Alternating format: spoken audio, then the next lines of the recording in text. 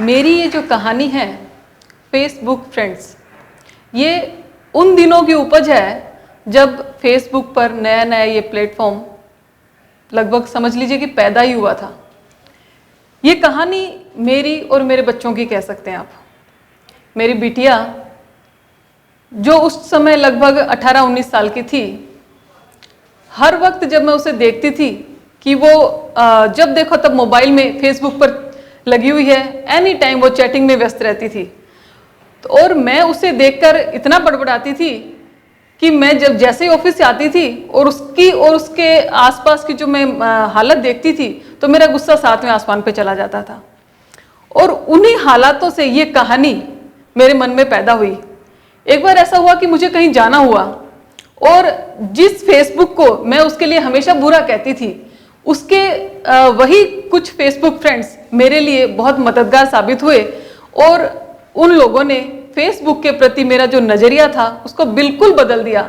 और उसी माहौल पर ये उपजी ये कहानी है फेसबुक फ्रेंड्स। शुरू करें। ऑफिस से थकी हारी सुजाता, आप सुजाता मुझे भी समझ सकते हैं। ऑफिस से थकी हारी सुजाता जैसे ही घर में घुसी तो देखा कि बेटा रोनी यानी रौनक मोबाइल से चिपका हुआ है। सारा कमरा अस्त व्यस्त, कहीं कपड़े बिखरे पड़े हैं तो कहीं किताबें, जूते चप्पल भी बेड के आसपास ही पड़े मुंह चिढ़ा रहे थे। और तो और रात की ओढ़ी हुई चद्दर भी अभी तक समेटी नहीं गई थी। बेटे ने एक उचटती हुई सी नजर मां पर डाली और फिर से आंखें मोबाइल स्क्रीन पे गड़ा दी। उंगलियां बिजली की गति से कुछ टाइप करने में लगी हुई थी। घर की ऐसी हालत देखकर सुजाता का पारा 7वें आसमान पर चढ़ गया। सारा दिन मोबाइल में घुसे रहते हो, यूं नहीं कि मां बाहर से थकी हुई आई है तो एक कप चाय ही बनाकर पिला दे। और ये घर की क्या हालत बना रखी है, घर है या धर्मशाला। सुजाता ने यथासंभव अपने स्वर को संयत करते हुए कहा, लेकिन शब्दों की कठोरता को छिपा नहीं पाई। ओफो मां, तुम भी ना बस आते ही शुरू हो जाती हो। अरे चैटिंग ही तो कर रहा हूं, कोई ऑनलाइन जुआ तो नहीं खेल रहा। दोस्तों के साथ कुछ तो छुट्टियों का मजा लेने दो, बेटे ने कुछ नाराजगी से कहा। दोस्त? कैसे दोस्त? न जान न पहचान, फेसबुक पर जुड़े और हो गए फ्रेंड्स। क्यों अपना कीमती समय बर्बाद करते हो? ये भी भला कोई दोस्ती हुई? 5000 दोस्तों में से क्या कोई एक भी ऐसा है जिसे तुम सच्चा दोस्त कह सकते हो, जो जरूरत पड़ने पर तुम्हारे पास खड़ा हो सके, जिस पर तुम भरोसा कर सकते हो? है कोई ऐसा फ्रेंड? सुजाता ने बेटे को समझाने के अंदाज में डांटते हुए कहा, मगर वह जानती थी कि फेसबुक एक लाइलाज बीमारी है। जो एक बार इस लत का शिकार हो गया उसका वक्त उसके हाथ से चला जाता है। इसके साथ बहस करके खुद को अपसेट करना है। बड़बड़ाती हुई सुजाता रसोई की तरफ बढ़ गई। अपने लिए चाय बनाने जा ही रही थी कि लैंडलाइन फोन बज गया। रोहन से तो उम्मीद करना ही बेकार था कि वो फोन उठाएगा। सो सुजाता खुद ही फोन की तरफ पलटी। मां का फोन था लखनऊ से। पापा की तबीयत ज्यादा खराब है, सबसे मिलना चाहते हैं। बस इतना सा कहकर मां ने फोन काट दिया। सुजाता कुछ समझी, कुछ नहीं समझी, लेकिन इतना जरूर समझ गई थी कि मां ने कुछ ना कहते हुए भी बहुत कुछ कह दिया। उसे जाना ही चाहिए। सुजाता ने घड़ी की तरफ देखा। शाम के 7 बज रहे थे।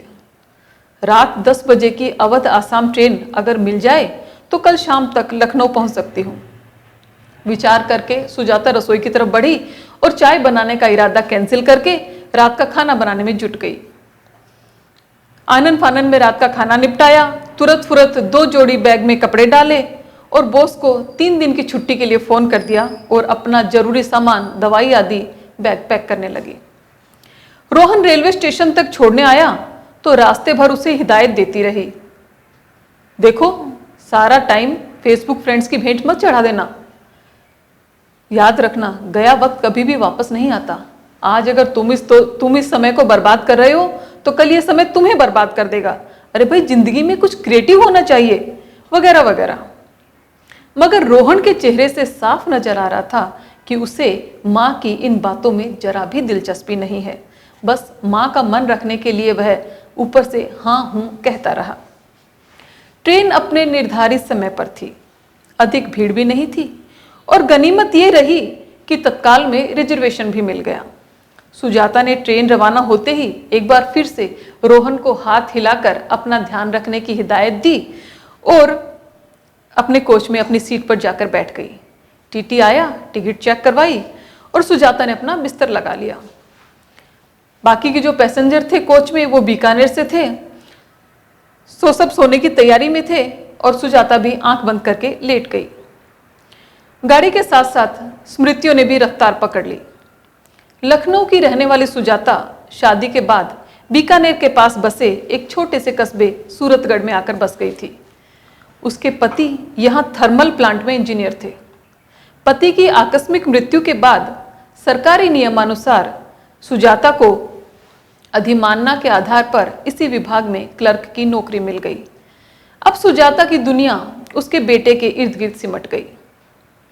कितने ऊंचे ख्वाब थे रोहन के पिता के, अपने बेटे को अपनी तरह इंजीनियर बनते देखने के।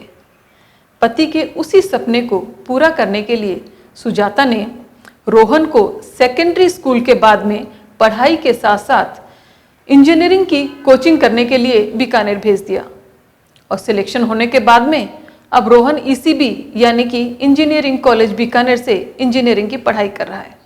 इन दिनों उसके कॉलेज की छुट्टियां चल रही थी, इसलिए वह अपनी माँ के पास यहाँ सूरतगढ़ आया हुआ है। सुजाता सोच रही थी आज अगर वो जिंदा होते तो जरूर रोहन को इस आभासी दुनिया के मकड़ जाल से बाहर निकालने की कोशिश करते। मैं अकेली क्या क्या संभालूं, घर, समाज, बाहर सब कुछ, ऊपर से बढ़ती उम्र की बीमारियां। और सोचते सोचते कब उसे नींद आ गई पता ही नहीं चला। सुबह आँख खुली तो लगभग 6:30 बज रहे थे। दिल्ली आने ही वाली है। सोचते हुए सुजाता ने अपनी नियमित ली जाने वाली डायबिटीज और ब्लड प्रेशर की दवाइयों का किट संभालने के लिए अपना बैग टटोला। ये क्या, किट तो बैग में है ही नहीं, शायद जल्दबाजी में घर पर ही छूट गया। अब क्या करूं? अब तो कुछ हो भी नहीं सकता। सुजाता कुछ परेशान हो गई। तभी डिब्बे में चाय चाय की आवाज़ लगाता हुआ लड़का आया। सुजाता ने उससे पूछा, भैया बिना चीनी या शुगर फ्री चाय मिलेगी? लड़के ने असमर्थता जता दी। सुजाता का मूड फिर खराब हो गया। गाड़ी दिल्ली स्टेशन पर रुक चुकी थी। यहाँ पर गाड़ी लगभग 15 से 20 मिनट के लिए रुकती है। यहाँ जरूर मेरे लायक चाय की व्यवस्था हो सकती है, शायद शुगर फ्री चाय मिल जाए। सोचते हुए अपने लिए फीकी चाय की व्यवस्था करने के लिए सुजाता प्लेटफॉर्म की तरफ बढ़ी। तभी, नमस्ते आंटी, आप रोनी की मम्मी है ना? मैं शिवा हूँ, उसका फेसबुक फ्रेंड, कहते हुए एक युवक सुजाता की तरफ बढ़ा। उसने पहले उनके पैर छुए और फिर 2 पैकेट उसके हाथ में थमा दिए और कहा, ये आपके लिए है। वह कभी शिवा तो कभी उन पैकेट्स को देखती रही। एक में उसकी डायबिटीज और ब्लड प्रेशर की दवाइयाँ थी और दूसरे में नाश्ते के लिए मसाला ओट्स। साथ में एक थर्मस भी था जिसमें फीकी चाय रखी थी। वह कुछ कहती इससे पहले ही शिवा ने मुस्कुराते हुए कहा, हैप्पी जर्नी, और चला गया।